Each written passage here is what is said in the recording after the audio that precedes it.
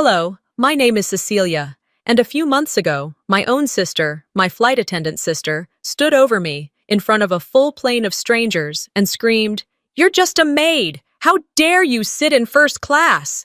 Then she slapped me, not out of anger, but out of certainty, certainty that no one would care.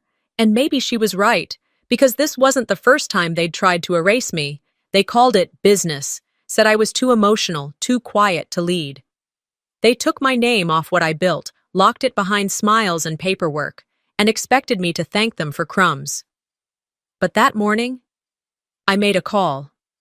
And 10 minutes later, the airline began to fall apart. What happens when the person they buried is the one who designed the system? Would you stay silent or start pulling threads? It was a Thursday morning, one of those quiet, blue-lit kinds where the airport feels more like a hospital than a gateway to anywhere hopeful. Houston was already humid. I could feel it in my knees, in the way the air clung to my skin as I stepped onto the jet bridge. Gate B7, Flight 642, Atlanta bound. I didn't expect anything, maybe just a smooth ride and a cup of lukewarm coffee. That's all I was asking for.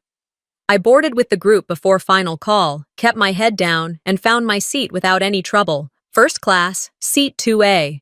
I didn't flaunt it. No makeup, no designer anything. Just jeans, a soft sweatshirt, and my mother's old chain around my neck. The charm was tiny. Silver. A faint engraving on it. CQ. I wore it often, but not for show. It was the only thing of hers they hadn't taken. I sank into the plush leather, careful not to look anyone in the eye. A man in a navy blazer across the aisle gave me a once-over and then went back to his email. Good. That's how I wanted it. Quiet, simple, anonymous. Until I saw her. Valora. She walked down the aisle with that gait she practiced in heels since we were teenagers. Confident, deliberate, like she owned whatever space she walked into. Her blonde streaked bun was tight, uniform crisp, clipboard clutched like a badge of honor. She wasn't supposed to be on this flight. She froze when she spotted me. Her eyes scanned down, sweatshirt, sneakers, no makeup, and her mouth curled just slightly, not in surprise, not concern, disgust. "Well, look what the cat dragged in," she muttered, just loud enough for the man in 2B to hear. He glanced at me, then looked away. I didn't answer. She stepped closer and leaned in, pretending to adjust the overhead bin. "Cleaning crew shouldn't touch leather seats, sis," she said under her breath. I smiled without teeth. "Good morning to you too, Valora." She didn't smile back. "That's first class. You're in the wrong seat." "I'm not." She straightened up. "Boarding pass?" I held out my phone, the screen already showing my digital ticket. She didn't take it, just scoffed. "You always did have a knack for finding back doors." There it was. That tone. The one she used at Mom's funeral when she said, "You're brave for showing up, considering everything." The one she used in front of our father when she made sure he never saw me as anything but the kid who couldn't hold down a job. Passengers were listening now. The man across the aisle, the woman with a baby 2 rows up. I heard the whisper. The tension when a family argument starts unraveling in public. Valora leaned forward again. "You don't belong here." I wanted to laugh. I almost did. Instead, I said calmly, "I paid for the seat." "No, you didn't." "You couldn't have." I stared at her, dead on. And then, because I've lived through this script so many times, I looked away. "You're just a maid," she said, louder this time, making sure everyone heard.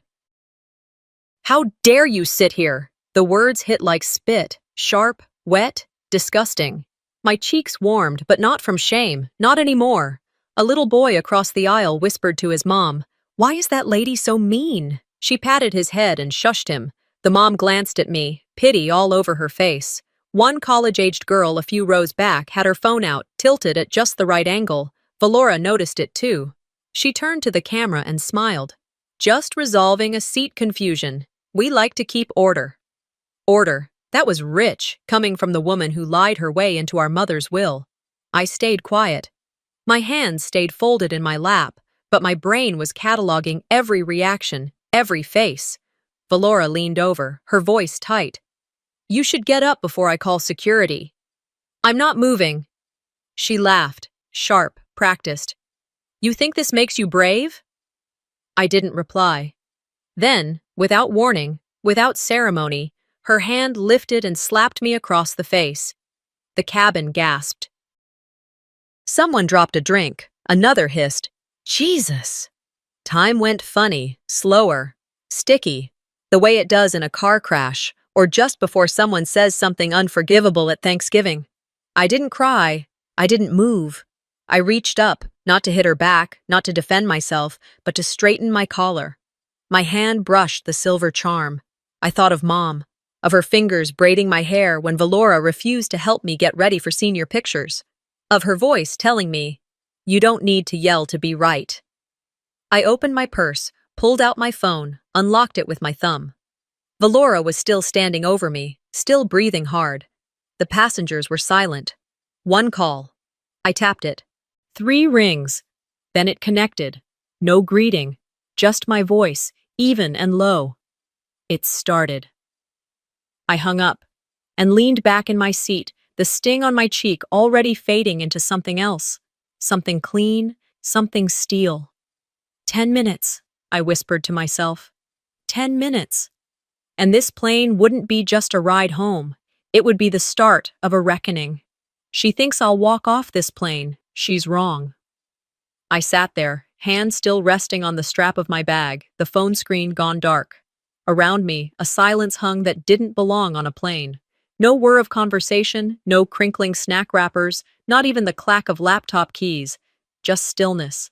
Tense, observant, collective. The slap had landed minutes ago, but the echo of it lingered like heat after a burn.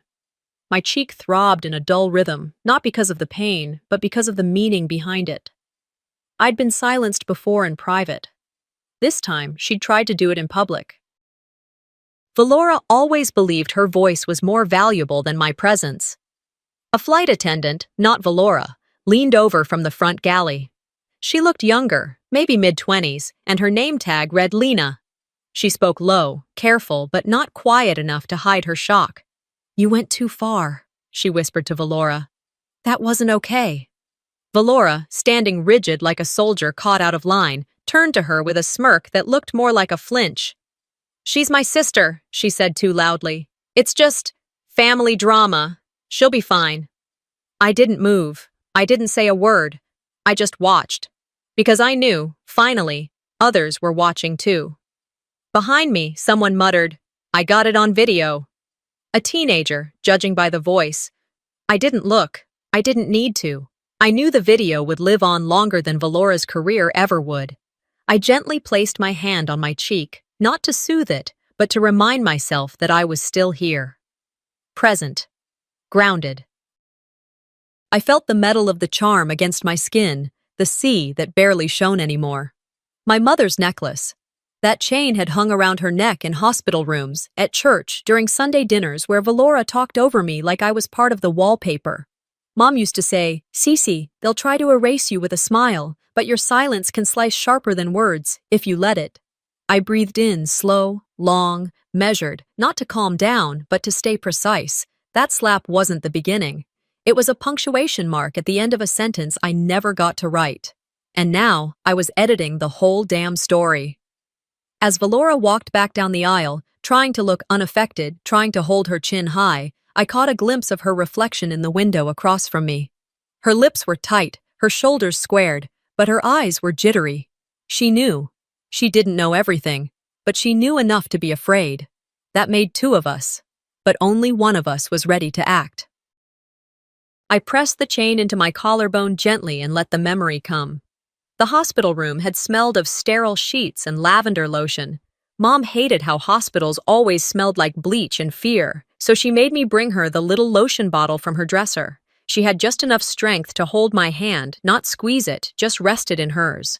Her eyes had gone dull with fatigue, but her voice, still sharp, still her. Valora wants everything shiny, baby, she had said. But you build the things that last. That's harder. But that's legacy. She slipped the chain off her neck and placed it around mine. She won't come, Mom added, more sad than angry. She's got some brand thing in LA. Just don't wait on her anymore. That was the last full conversation we had. The next day, Mom couldn't speak at all. And Valora? She didn't show until 2 days after the funeral. No apology, just a new handbag and a story about how her flight got delayed. Back in the cabin, I tucked the necklace inside my shirt. I wasn't trembling anymore. My hands had steadied. My mind had cleared. The old me would have stood up, gotten off the plane, told myself I didn't need this kind of humiliation. The old me would have cried in the airport bathroom and booked a cheap motel just to breathe.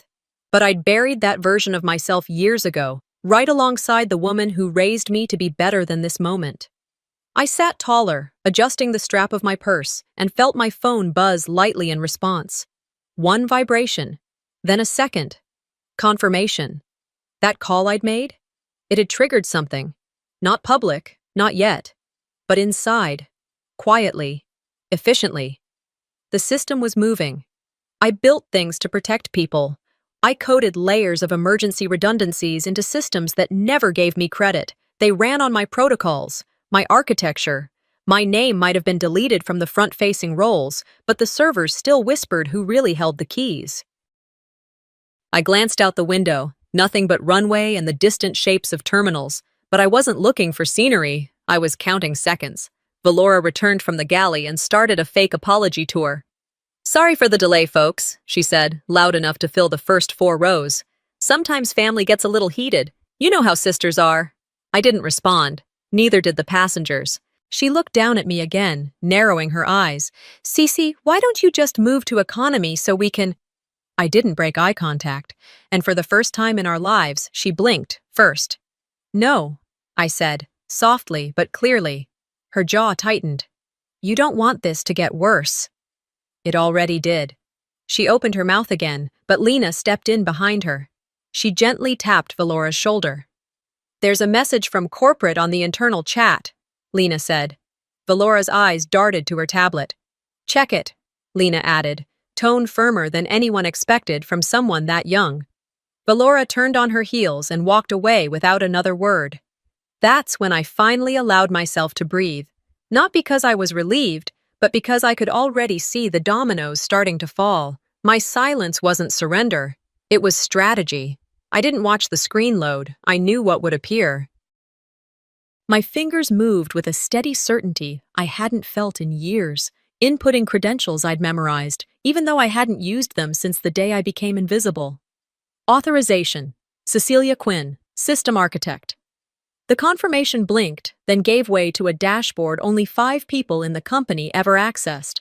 I had built this interface when the airline was just an ambitious idea pitched in a dusty boardroom in Atlanta. Back then, Valora had no interest in back-end logistics. She wanted lights, camera crews, the shiny veneer of hospitality. Now, she'd learn what the foundation could really do. I tapped a line of commands, then another.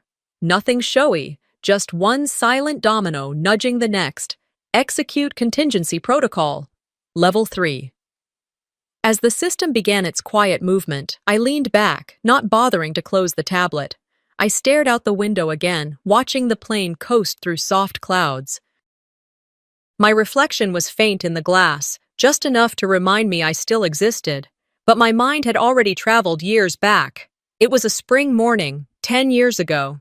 The reading of our mother's will had been scheduled just 3 weeks after we buried her. There was no time to breathe, no time to process. Valora didn't make it, of course. A brand launch in California, she'd said, like Mom had died on purpose to inconvenience her. So I sat alone at the long walnut table, surrounded by lawyers and my father, who looked at me like I was an intern in someone else's company. They called me sweetheart, dear, the quiet one. While shuffling papers I wasn't allowed to read thoroughly. "I know it's a lot," my father said, sliding the stack in front of me. "But it's just a standard adjustment. You'll still have your share. This just formalizes things a little differently. Valora's face is the one people recognize. You understand." At the time, I nodded. I was 30 years old. I had just buried the woman who raised me. I was tired, emotionally wrung out, and still sleeping on her couch because I couldn't bring myself to go back to the apartment I'd moved into the month before she got sick. They gave me Mom's pen to sign with. A vintage fountain pen she used for birthday cards, grocery lists, recipes. I still have it, still refill the ink manually, like she taught me. I remember how my hand trembled holding it. I remember asking, "Should I have someone look at this first?" My father chuckled, like I'd told a cute joke. "It's just paperwork, baby. We'll always take care of you." I signed. By the time I learned what I'd signed away, my stake in the back-end systems, my name on the patents, my seat on the board, it was already filed, notarized, and impossible to undo without a lawsuit I couldn't afford to start. From that day on, I became a contract consultant. No credit, no voice, just NDAs, silence, and the slow erosion of identity. Valora stepped into the spotlight as if she'd built the tech herself. Interviews, magazine features, a book deal. All the while, she told everyone I had left to focus on my own thing, when in truth, I'd been pushed into a broom closet and told to be grateful for the storage space. I didn't fight it then, because my mother was gone, because the people left didn't believe I had value, because it's hard to yell when the room has already decided you're mute. But something in me shifted as I sat there in first class, my tablet humming softly beside me. This was not that room. This time, I didn't need anyone's permission to speak. I reached into my purse and pulled out the pen, Mom's pen. I hadn't used it in years, not since that day. I unscrewed the cap and held it between my fingers, the cool metal grounding me. It still worked. It always did. That was the thing about quality craftsmanship. It endured, even if people didn't notice. In that moment, I wasn't the quiet sister. I wasn't the maid Valora loved to mock.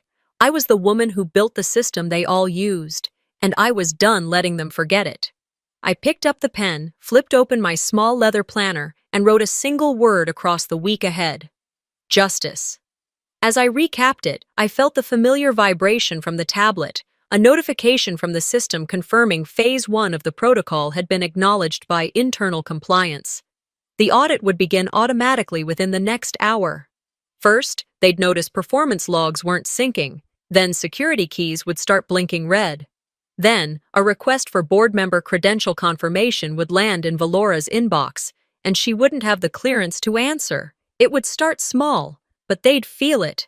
Every single person who helped erase me would feel it. And all of them would know exactly who lit the match. The man across the aisle caught me watching the screen and leaned in slightly. "Everything okay?" he asked, in the cautious tone of someone who had definitely seen the slap but didn't want to get involved. I smiled, soft but firm. "It will be." His eyes flicked to the tablet, then back to me.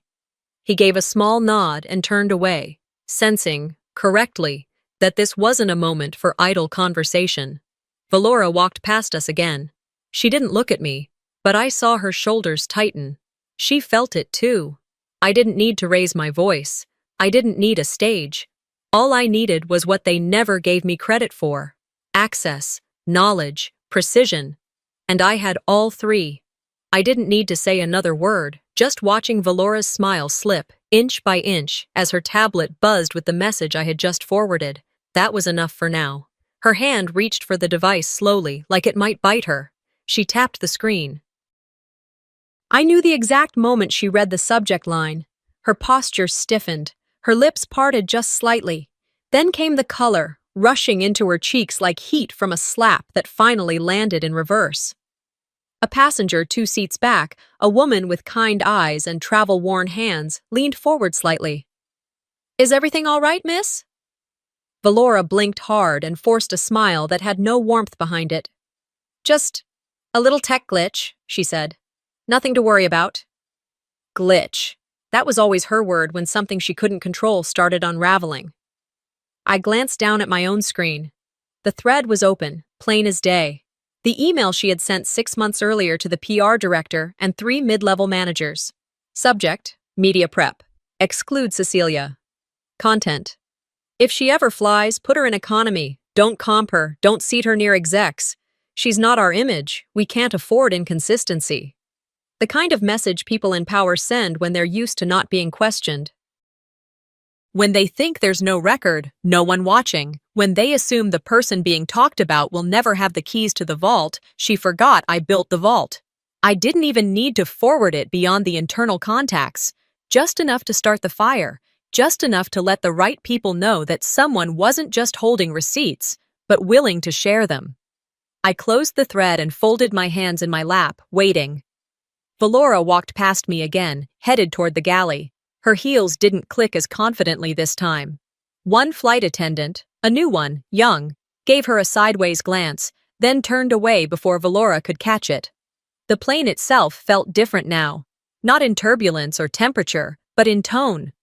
The passengers weren't whispering anymore, but there was a quiet energy, the kind of stillness that comes when people start realizing something's off and wonder how long before it unravels publicly. I leaned my head back against the seat and closed my eyes, not to rest, but to remember. 3 years ago, I found that email, buried in a system folder I wasn't supposed to still have access to. It came up in a routine backup, one I was doing as a favor for a junior staffer who'd never met me face to face. I read it once, twice. I remember staring at the words. She's not our image. I didn't cry. I didn't scream. I just sat there at my small kitchen table, staring at my laptop screen with a coffee gone cold in my hand. That day, I saved the email, not because I planned to use it right away, but because I knew there would be a time, and it wasn't going to be me who came looking for it. They would bring the moment to me, just like today. They always do. Valora returned a few minutes later. Her face looked different now, tighter, drained. She walked up the aisle again but didn't stop at my row, didn't even glance my way. Her smile was gone, so was her certainty. My phone buzzed softly. It was a message from the same internal account that had tipped me off years ago, a name I knew but had never spoken aloud. Saw the email. You finally sent it. About time. I typed back 2 words. Appreciate you. Another ping followed. You're not the only one with files. I didn't reply, but my heart, which had been clenched for most of this flight, loosened just slightly. There was power in not being the only one anymore. There was power in not being alone. A child up front started crying, and a parent tried to soothe them with a toy. Valora walked past them stiffly, muttering something about passenger comfort protocol.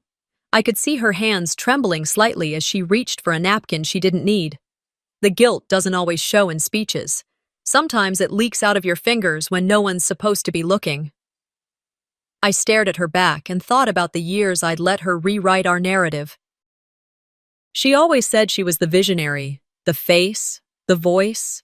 She never mentioned I was the structure, the architect, the one who made sure the house didn't fall. But it was starting to, brick by brick. I opened my phone again, drafted a new message. Subject: Your image just made itself clear. Recipients: Senior Leadership, HR, Compliance. Body: Please see the attached communication from one of your brand representatives. I assume you'll know how to respond from here. Attachment: Valora email, mediaprep.pdf. I hit send and exhaled. No one around me knew the war that just moved 3 steps forward, but I knew, and soon they would too. This was no longer about revenge. This was about correction, alignment, balance. Valora could still wear her uniform and walk the aisle, but the ceiling above her was beginning to crack. And this time, I was the one holding the flashlight. My finger hovered over the screen for just a second longer than it needed to. Send All was lit up in a soft green at the bottom of the draft. One click and the chain would break for good. I tapped it, no fireworks, no music. Just the quiet confirmation. Message sent. It was enough. I slid the tablet back into my bag with the same care I used when folding my mother's sweaters for donation after she passed. Controlled, steady, final. And then I let my hand find its way to the small silver charm resting against my collarbone. I pressed my thumb against it, the way I had 1,000 times when I needed to remember who raised me to survive without applause. You don't need noise to be known, Siti, she'd once told me. Let the world yell. You just keep standing. I let that voice settle deep into my chest like a stone anchoring me. The plane hummed beneath me. Normal. Predictable. But everything above that floor was shifting. I watched Valora out of the corner of my eye as she floated down the aisle again, this time toward me. Her walk didn't have the bounce it did when she first boarded. Something about her looked tentative. I didn't flinch when she stopped next to my seat. Didn't look up at her. Not right away. "I suppose you think you've made your point," she said, voice low, but trying to carry. My gaze met hers, calm. "I haven't even started," I replied. There was no fire in my tone, no raised pitch. I didn't need that anymore. Valora's jaw shifted. She tried to laugh it off, but the edges of her smile frayed. "You're not supposed to be in this seat." I tilted my head. "I'm exactly where I belong." She scoffed, loud enough for a few nearby passengers to hear. "You really think flying first class makes you somebody?" "No," I said, and then turned slightly so my voice carried. "But building the entire infrastructure this airline runs on might." A ripple of stillness moved through the rows. Someone behind me coughed. A man to my right paused with his fork in the air. Valora blinked hard. "You helped with back-end systems. That doesn't mean—" I reached into my purse and pulled out my badge. I didn't flash it dramatically, just held it there between us. The glossy laminate caught the light, illuminating the bold black letters. Cecilia Quinn, Systems Architect, Founding Partner, EtherCorp Holdings. Her face changed, the kind of change that starts in the stomach and rises slowly, visibly, until it hits the skin like a rash of realization. "You erased me," I said, just loud enough. "I'm just putting my name back where it was." I held her gaze, watched her attempt to claw back some control. "I didn't erase anyone," she muttered. But her voice had shrunk. Her shoulders weren't square anymore. Her hands fidgeted at her sides. "You called me a maid, in front of strangers," I reminded her. "You slapped me across the face, publicly. And now you're going to pretend none of that happened?" I was angry. "You blindsided me." "No," I said, firm now. "You didn't expect me to show up in a seat you don't think I deserve. Because you built your entire brand on pretending I didn't exist." She opened her mouth again, but before she could spit out another defense, a voice from across the aisle interrupted us. An older man, gray beard, a cap from a veterans organization on his lap, leaned forward. "She said she built the system," he said, directing his comment to Valora, but his eyes never left me. "Sounds to me like this seat belongs to her more than anyone." A few passengers murmured agreement. Someone clapped once. Awkward, but sincere. Valora backed away. She didn't say another word. She turned and disappeared into the galley without looking back. The air felt different now. I let out a breath, not because I was tired, but because the pressure that had lived in my chest for over a decade had cracked open. It wasn't gone, but it had a vent now. Beside me, the man in the blazer gave me a brief nod, then turned back to his magazine. That was it. No grand applause. No standing ovation. Just truth, finally recognized. I pulled out my tablet again. Not because I needed to start over, but because I was about to finish what should have never been paused. Protocol 2, Cascade Email, Release to Board and Media. I typed the command slowly, with purpose. The first wave had gone out to internal systems, HR, operations, training. This next one, external affairs, news partners, oversight committees. My lawyer, who had been waiting for this for 6 years. I paused for a beat. This time, I wasn't just forwarding receipts. I was letting the world see the difference between curated perfection and covered-up rot. I tapped send. The confirmation beeped quietly, and I whispered to myself, not for show, not for drama, but for the little girl I used to be, who once typed code in a borrowed hoodie while her sister posed for cameras. One more release. The next one won't be quiet. By the time my screen blinked the final confirmation, Stage 2, initiated, I knew I didn't need to watch the rest. It was already moving. My part, at least for now, was done.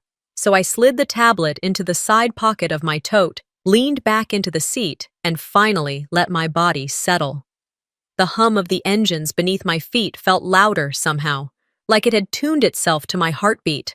I glanced at the cabin clock. 9:43 a.m. The countdown began. 10 minutes. That's all I'd promised myself. Not to destroy Valora. No. That would have been too easy. This wasn't about her. Not entirely. This was about pulling back the curtain that she, and the company had so carefully drawn to keep people like me invisible. I watched her move across the cabin, clipboard in hand, smile strained but intact. She was still trying, still holding the roll like it hadn't already cracked open, still talking to passengers like nothing was happening. "Would you care for a blanket?" she asked a man in business attire across from me. He declined, his eyes flicking from her face to mine and back. He wasn't sure where to look anymore. At 9:46, I saw Lena, the junior flight attendant, approach Valora with her tablet. She leaned in, whispered something. Valora's face tensed, and for a moment her eyes darted toward me before she masked the movement with a sip of water from her crew bottle. I knew that look. It wasn't just irritation, it was recognition. She knew. The system was no longer hers to steer. She may have worn the uniform, but the engine beneath her feet? That was mine. At 9:48, her corporate phone buzzed. Not the public line, not the one she used for passengers. The internal line, reserved for emergency notifications and executive alerts. She answered it in the galley, voice low but sharp. "What? I don't understand. Wait. No one said anything to me." I caught snippets, even from my seat. "Compliance? On what basis? Who filed this?" Then silence. She didn't move for a moment, just stared at the wall like she was trying to read between the metal panels. At 9:49, Lena re-emerged, her hands lightly shaking. She moved down the aisle slowly and deliberately, eyes scanning the cabin like she was preparing for impact. She wasn't trying to hide it anymore. The crew felt it. Everyone did. At 9:51, I received a push notification. Stage 1, protocol confirmed. Crisis ops en route to B7. I pressed my fingers against the necklace at my collar. I didn't speak, didn't move, just breathed. 2 minutes later, the front door opened mid-flight prep. That never happened. Not during taxi, not during cabin service, unless something was seriously wrong, and something was. 2 individuals in suits boarded with airport security behind them. They didn't wear badges on lanyards or belts. Their presence alone was identification enough. They walked past row after row without pause. Calm, professional, direct. They stopped in front of Valora. "Ma'am," one of them said, "we need you to gather your things." The words weren't loud, but they didn't need to be. They landed like a switch flipped in the cabin air. Valora looked up, stunned. "I'm on duty. You can't just—" "We're acting under directives from internal risk management and FAA compliance. Please gather your belongings, now." Someone near the front gasped. A phone came up, camera light blinking. A ripple of murmurs moved from row to row, like a current. No one shouted. No one interrupted. I didn't record. I didn't even blink. Valora didn't scream, didn't argue. But I watched as her fingers trembled when she reached for her satchel. She kept her eyes forward, past the crew, past the passengers, refusing to meet anyone's gaze, especially mine. As she was escorted off the plane, the pilot came over the intercom. "Ladies and gentlemen, thank you for your patience. We're addressing a personnel matter in accordance with federal regulation. We'll be resuming service shortly." There was no sarcasm in his tone, just clarity. Then something I didn't expect. Someone clapped, just once. Then again. And then, quietly, it spread. It wasn't loud. It wasn't a standing ovation. But it was enough. A moment of shared understanding. Not celebration, not spite, just acknowledgement that sometimes people do get held accountable. I looked out the window beside me, not because I needed a view, but because for the first time in years, I saw myself reflected clearly in the glass. I wasn't blurred, I wasn't shadowed, I wasn't invisible. My phone buzzed once more. I opened the message. Stage 2 approved. Full audit inbound. Legal teams en route. My thumb hovered over the reply button. Instead, I just smiled. Quiet and complete. If they buried me, they forgot I was the one who coated the soil. That thought held steady in my chest as the final upload bar reached 100%. The file now lived in multiple internal repositories, the kind of digital breadcrumbs that couldn't be swept under the rug. Training abuse footage, whistleblower reports, suppressed exit interviews. Everything they'd hidden behind polished PR and performance bonuses now had a heartbeat of its own. and it was pulsing straight into the inboxes of people who, until this very moment, pretended not to know my name. I shifted in my seat, cracked my knuckles slowly, and checked the time. 10:08 a.m. Somewhere down at the terminal, the ripple effect had begun. The flight remained airborne, routine and humming, but the ground was already cracking. My screen lit up again with a secure ping from the system. Passenger interviews underway, B7 under active audit. Ops confirming data request sweep. It was a language only a few of us would fully understand. I had designed the entire crisis response framework for this company, its redundancy layers, its escalation logic, its evidence protocols. Back when my name was still on the founding charter, back before Valora decided my face didn't fit the image. The irony wasn't lost on me. The same system they used to erase me was now the one I used to write myself back in. Another alert popped up, this one simpler. Director VP, account deactivated, manual lockout confirmed. I let out a quiet breath, but it wasn't relief. It was something colder, calculated. And then came the ping that made my stomach pause. Incoming. Harold Quinn. My father. For a second, I didn't move. My hand hovered above the screen. Then, with the same careful detachment I used when reviewing legal binders or contract loopholes, I accepted the call. His voice came through tight, clipped, not angry, but annoyed, as though I'd dented the hood of his reputation and the insurance wouldn't cover it. Cecilia, Dad, what in God's name are you doing? I stared at the seat back in front of me. Following protocol. This circus? You're dragging the family through the mud. No, I said, calm but firm. I'm dragging the truth out from under it.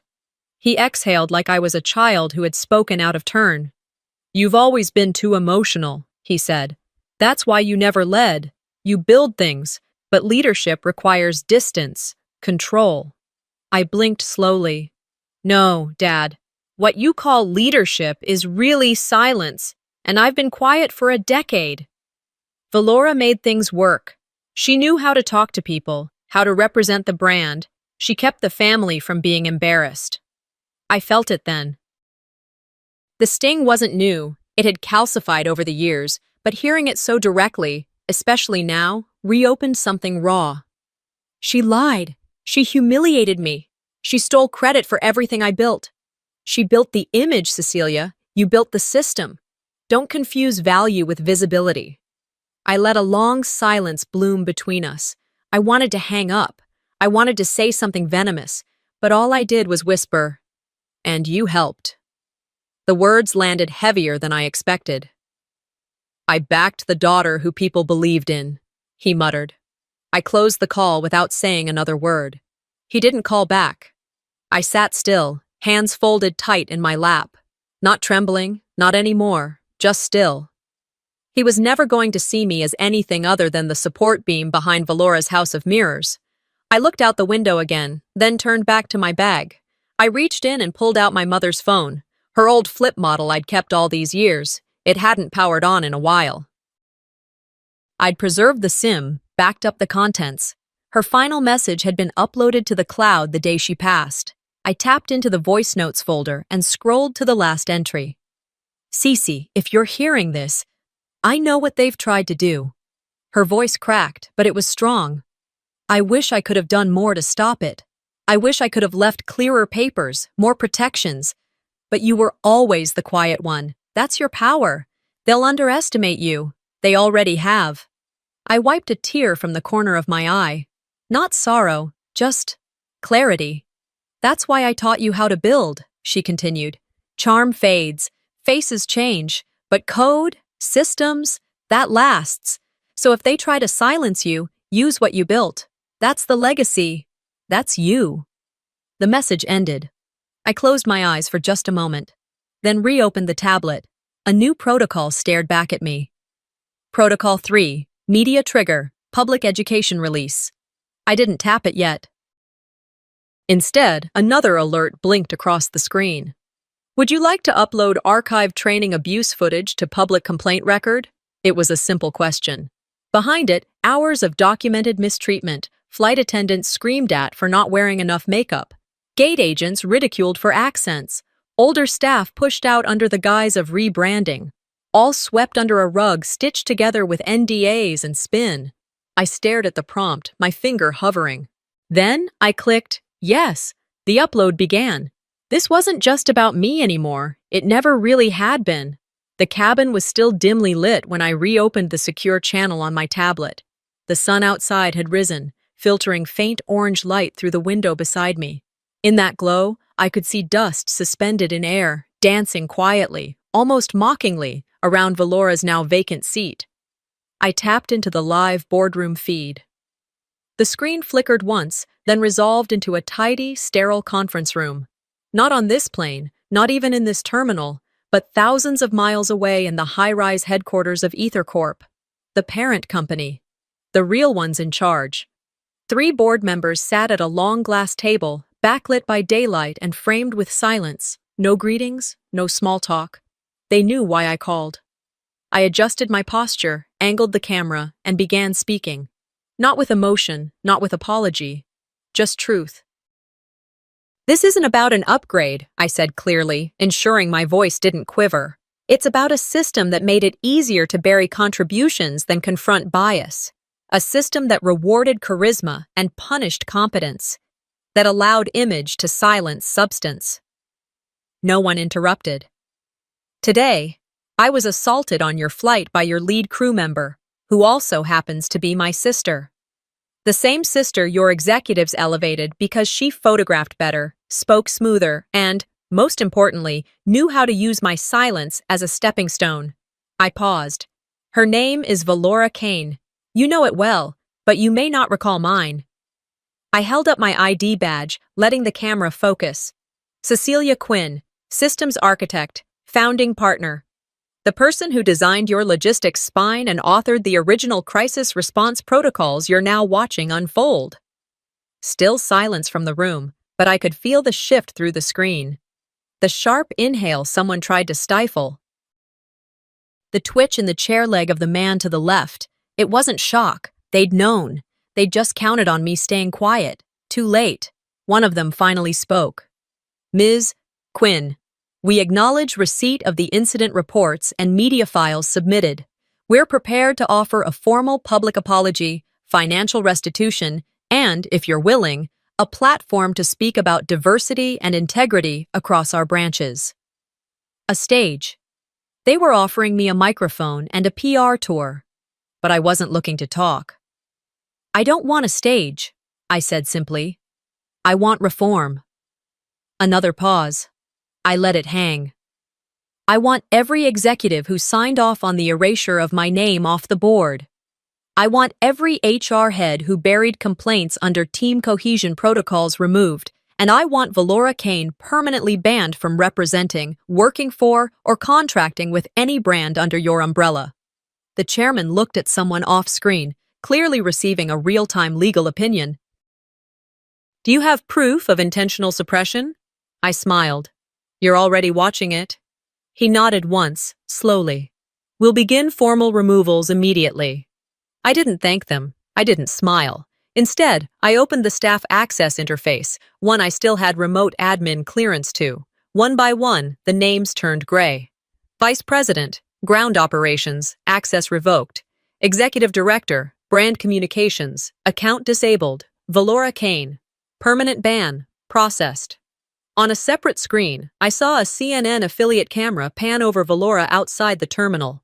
She stood behind tinted sunglasses, arms folded tightly. A reporter shoved a mic toward her. I built this brand, she said, voice shaky. She was just back-end. Her words, as always, polished on the surface and rotted underneath. But the public had already shifted. Headlines began to scroll. Fall of a Queen. Rise of the Quiet Architect.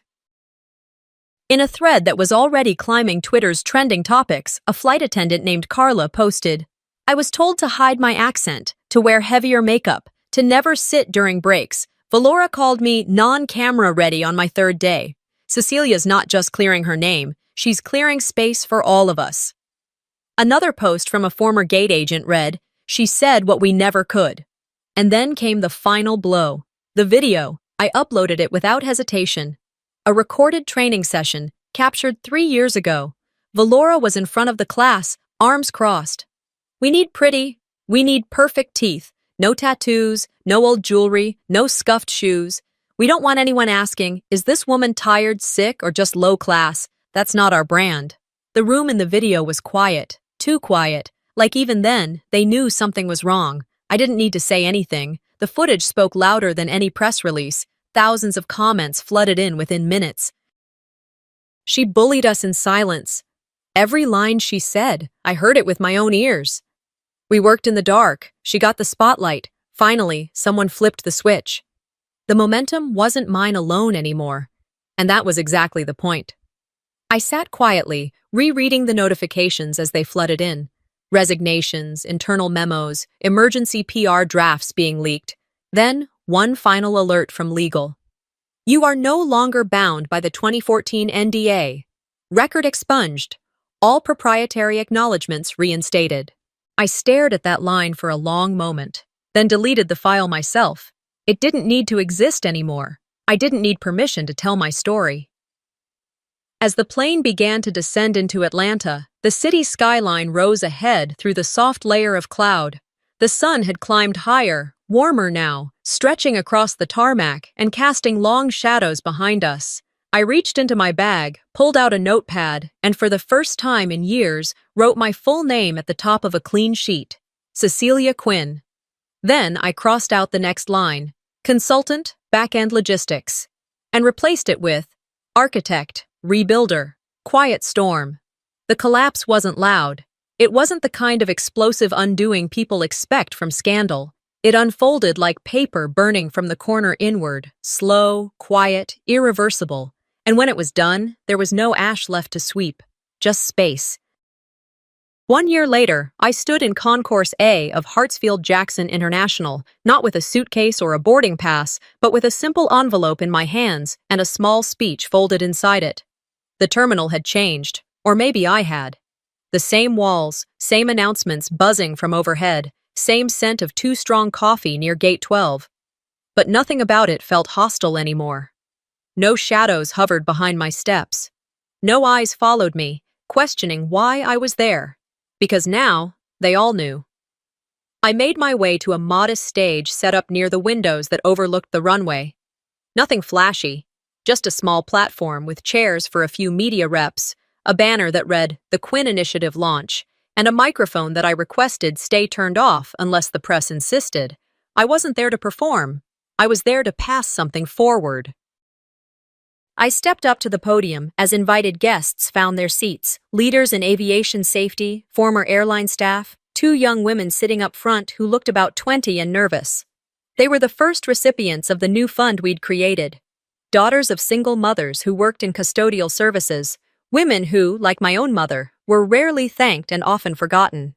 The envelope I held contained their scholarship awards, as well as hand-signed letters from me. I didn't talk long. I didn't need to. This isn't a redemption arc, I said softly. No microphone needed. This is a correction. For every person who was ever told, you're not the right look, or stay out of the way. For every woman who cleaned floors while others claimed the spotlight, you were always enough. You just weren't seen. The crowd didn't applaud. They just listened, and that meant more. After the ceremony, I walked through the terminal slowly, not out of sentiment, but because I finally could. Without pressure behind my ribs, without Valora's voice in my head, mocking my steps, without the sting of invisibility.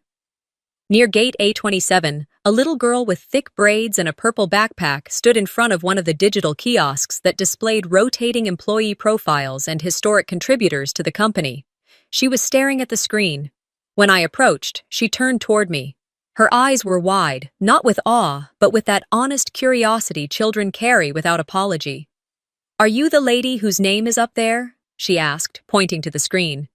My photo wasn't glamorous. It wasn't staged. It was from 10 years ago in a lab coat, smiling over a line of code on a whiteboard. I knelt so I could look her in the eye. "Yes," I said. "It took a long time to get there." She nodded, satisfied. "My mom said you built the smart stuff, not the pretty stuff."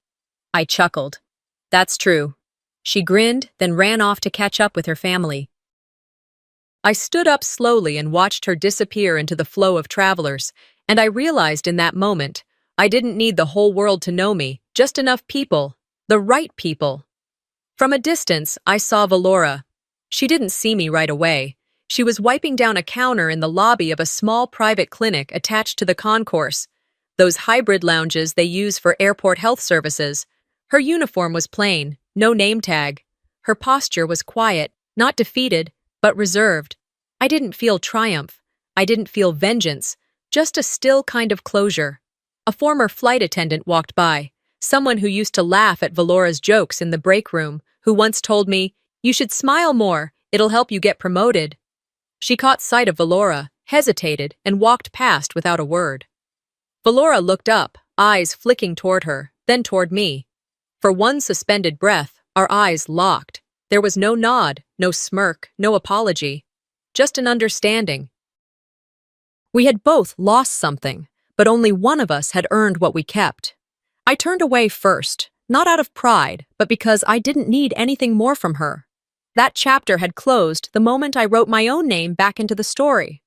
Later that night, back home, I sat in my small office, the one that still had Mom's sewing box in the corner and her framed "You Are Enough" sticky note taped to my desk lamp.